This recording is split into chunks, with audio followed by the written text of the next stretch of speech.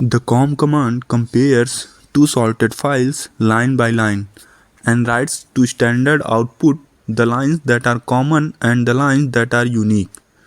It gives us a 3-column output where the first column contains lines unique to first file, the second column contains lines unique to the second file, and the third column displays lines common to both the files.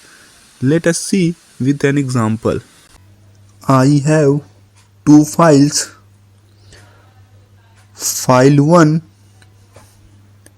and file 2, containing some names. So let me type comm space file 1 space file 2.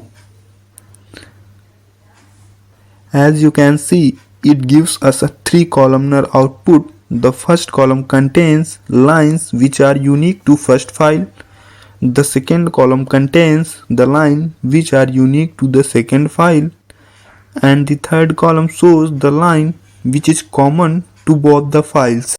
The comm command provides us with 3 options. In case you require a single column output, then you can produce it using the options -1, -2 or -3.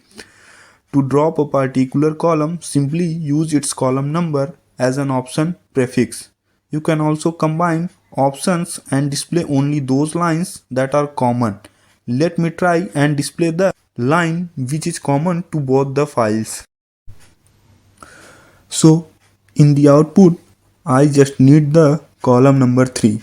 So I type comm space -1 2 space file 1 space file 2.